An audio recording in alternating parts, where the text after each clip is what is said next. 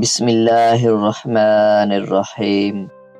حضرت علی رضی اللہ تعالی عنہ فرماتے ہیں، جو آدمی تمہارے خون میں سے نہ ہو مگر پھر بھی وہ تمہاری عزت کرے، پیار کرے تو وہ تمہارے لیے بہترین رشتہ ہے۔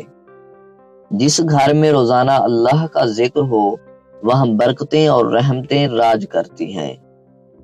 تھوڑی سی بات پر مطلب بدل جاتا ہے، انگوٹھا اٹھے تو تعریف، انگلی اٹھے تو بے عزتی۔ کسی نے بزرگوں سے پوچھا، محبت کے اندر مصیبت کیوں آتی ہے؟ فرمایا، تاکہ کوئی کم ظرف اس کا دعویٰ نہ کر سکے۔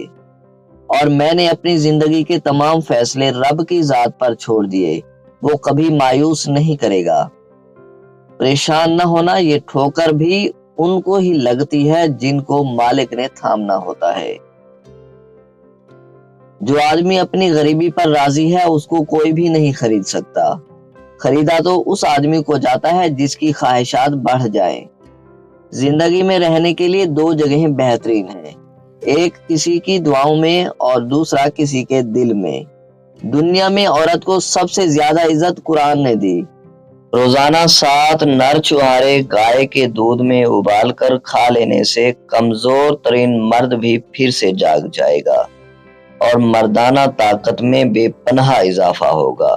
انسان ہجرت بہت مجبور ہو کر کرتا ہے، چاہے وہ کسی کے گھر سے کرے یا کسی کے دل سے۔